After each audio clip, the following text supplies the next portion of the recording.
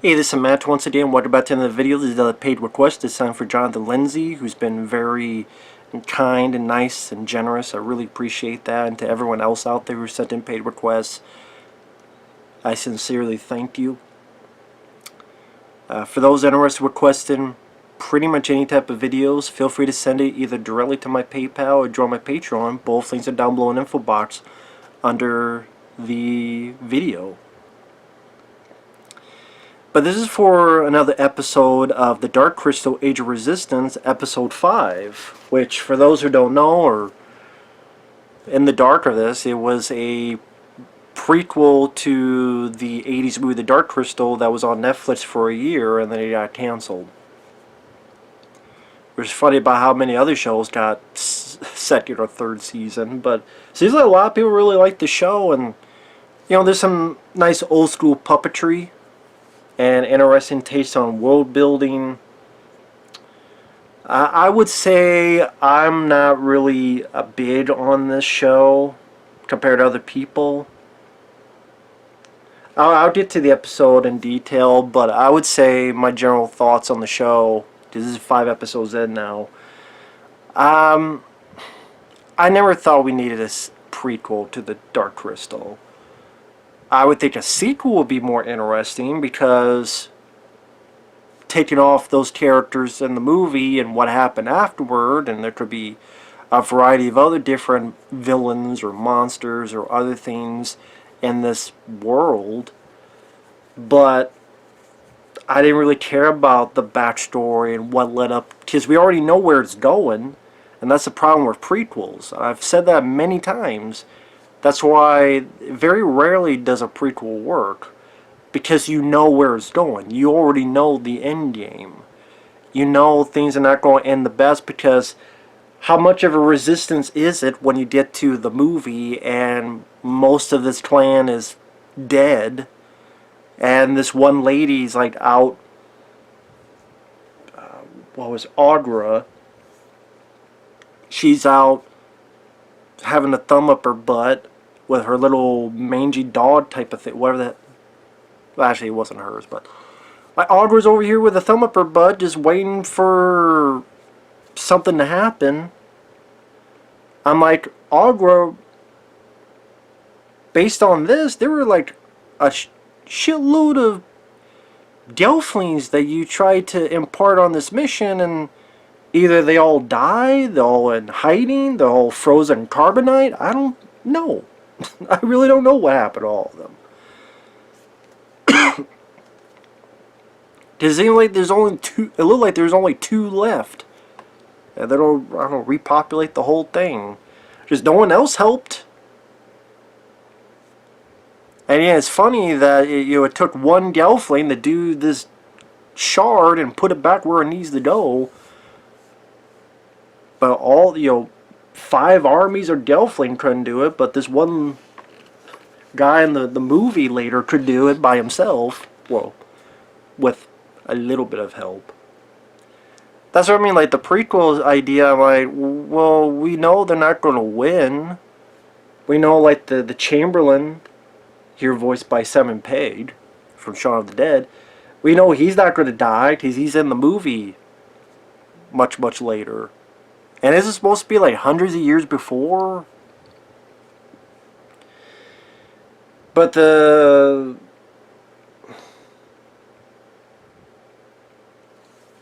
vulture-looking creatures, I remember the brain fart. For Sketches. They diluted the power of the crystal in order to become the Dark Crystal. And you have the darkening that's affecting animals and plant life. You have all these different little stories, all these different characters. You have Deet, who is from down under the ground, and she wants to figure out what's going on because her world's being affected. You have, oh, what was his name? The guy voiced by the guy would be in the Kingsman and the Kingsman 2. Taron Egerton, Rianne. You got him, whose friend was zoned out and turned into a bunch of liquid that they Stetsy's drank. Just some soul food, so to speak. Literal soul food. You have the princess that knows something's going on and tries to tell her mom and her sister, and the sister, Celadon, is a bitch. Fuck her. I hope her character dies because she's a stupid biatch. Got her head up her fucking culo.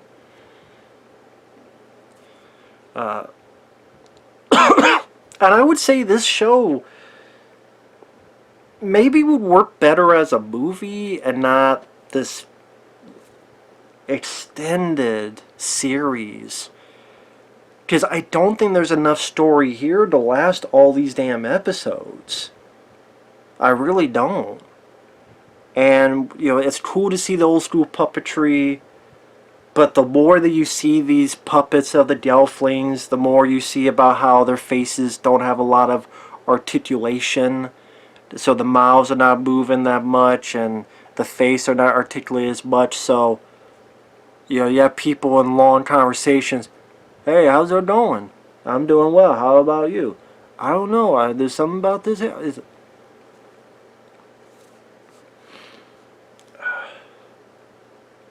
Again, maybe it could work as a movie. But like I said, just the whole concept, I would be more interested in a sequel than a prequel. And I like the Dark Crystal. I'm not like a diehard fan of it. I saw it when I was a kid. I reviewed it on the channel. I don't mind it. I liked it okay, but it's not like a absolute childhood favorite of mine. I don't mind it, but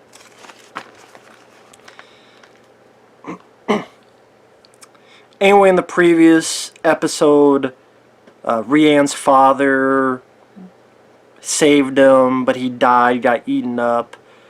And that's one thing I would give the show, is that it does try to take itself seriously, and it does try to give merit, and for people who are deep into the movie, it's not trying to make them look like a fool. It's not trying to make the story out to be a parody of itself. It is at least trying to have serious consequences. There are characters that die. Bad things happen. It's not all sunshine and rainbows. It's hard to say mature, but it's, you know, it's not a pansy ass type of show type of thing either, like kid show. So this hunter, Stetsis, gets the male Gelfling, Rian, played by Taron Egerton. Again, he's the guy who's starred in the Teensman 1 and 2. And then a good chunk of the episode is him riding with this Chamberlain, talking, and the Chamberlain, again voiced by Simon Pegg, going, hey, if you choose to run, there's going to be a war. Now you can stay, and you can say that you're lying, and you don't save a lot of your fellow Gelflings, or you can run, and there's going to be a war, and who knows how many people are going to die. So you have that story going on. You have the one with the wings. Her name's Deet. She's the one from Underground with this little goofy guy, Hup. They're going through the forest, trying to get in to see this queen.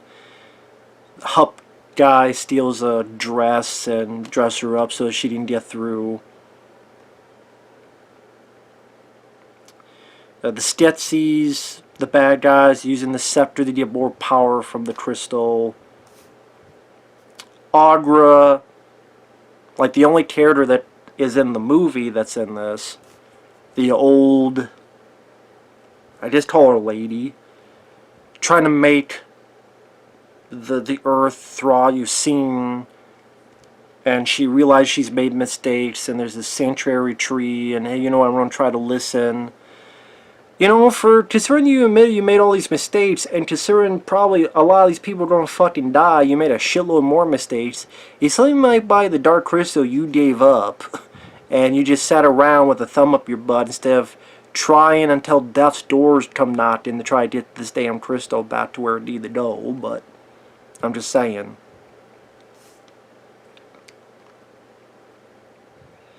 But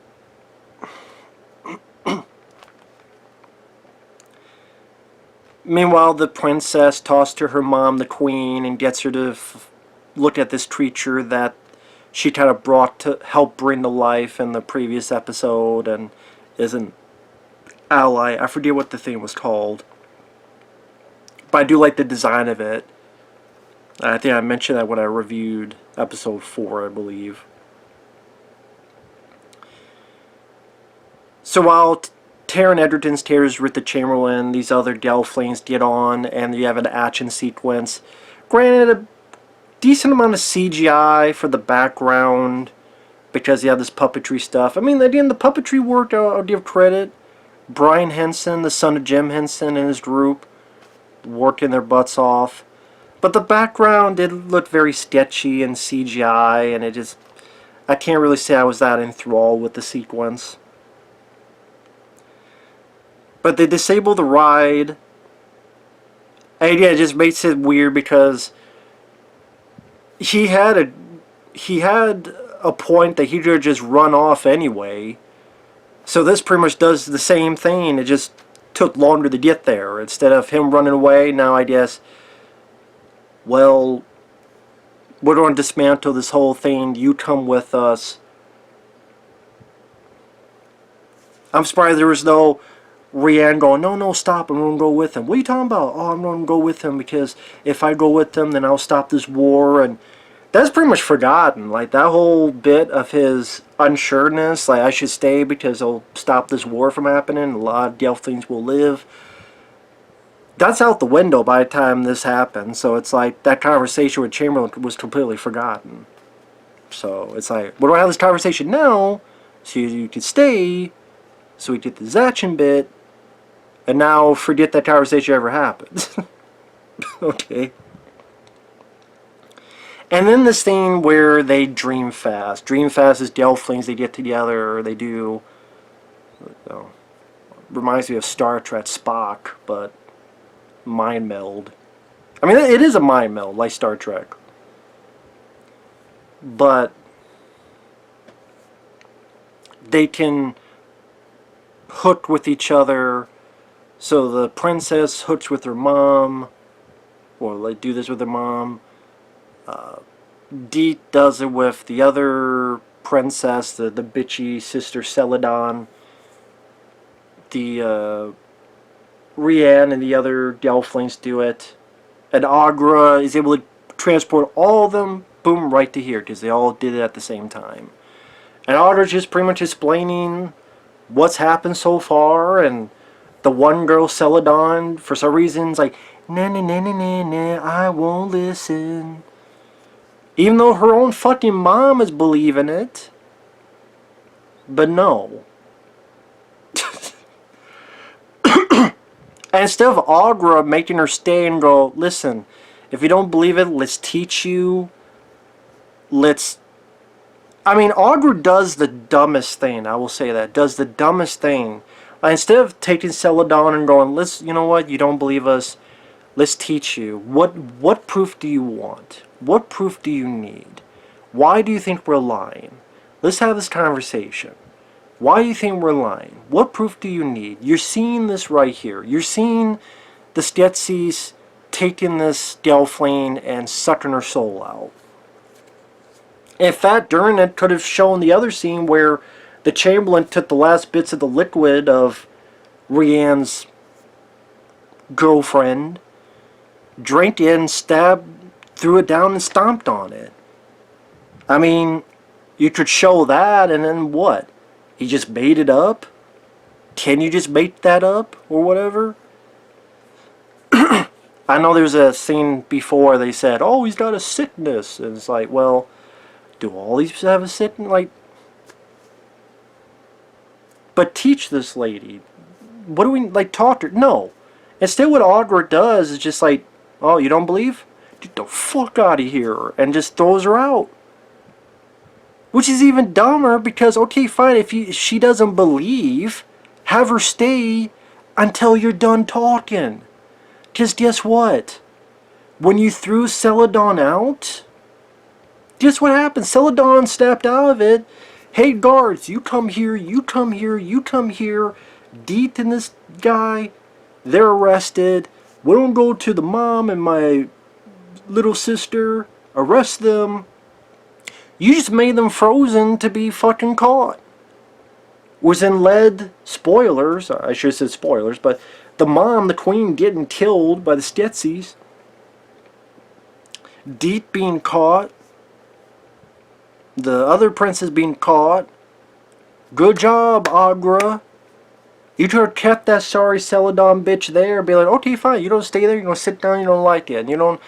I'm going to wait until I'm done talking to you. I'm going to send you guys back first. I'm going to keep this fucking lady here for, I don't know, 5-10 more minutes. You guys get the fuck out because she don't believe you.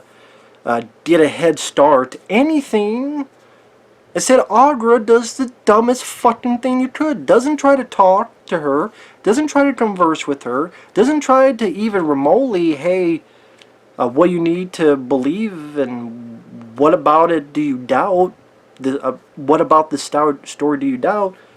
Oh hell, I'm just gonna keep you here to give more time for them to fucking leave and get the fuck out of Dodge and get some leadway. And nope, Aughra does the dumbest shit, and like the script doesn't notice that Aughra did the dumbest shit, and Aughra helped get this fucking princess mom, the queen, die.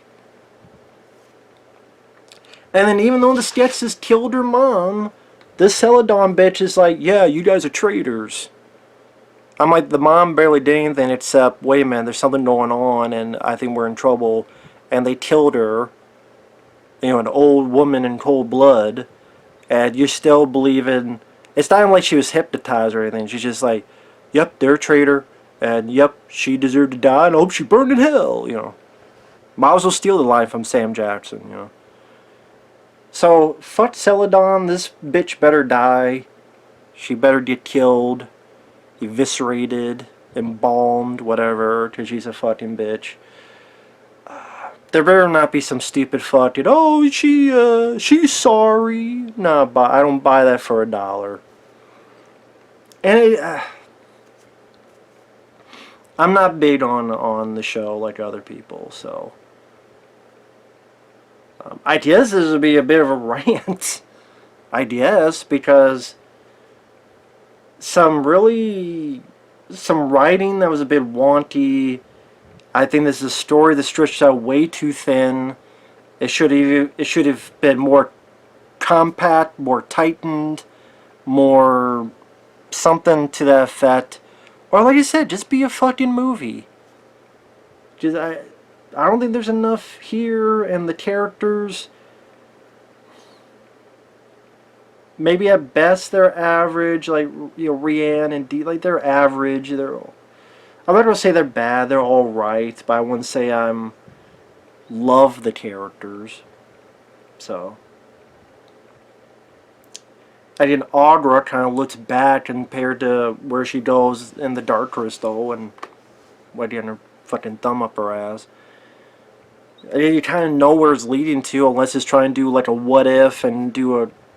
It was gonna. I mean, it got canceled, so you'll never know. But maybe it was going to do like a 180 from the movie, which, I mean, maybe that could be interesting. But they just maybe go, why not just do a sequel? So like I said, the aesthetics, other than some of the CGI, isn't the best. Like during the little action sequence. The puppetry work is nice. The music is fine. It fits the narrative. Again, I appreciate that it's not kiddified, that it does try to treat the material with little bit of maturity. But I guess because I'm not a diehard Dark Crystal fan, I don't get as much of it as other people do. But like I said, I mean, I'm up for, if it's a paid request, I'm up for doing whatever. Even whether I liked it or not. I'm just here to give my honest opinion. Like that Resident Evil TV show. I think the guy requested stopped at like episode 3. I'm like, I'm fine with reviewing the rest, but I like pretty much anything. It doesn't mean I'm not automatically like it, but I'll do it. Because I really do appreciate it. So, with that said, thanks for watching. Take care, and we'll see you guys later. Bye-bye.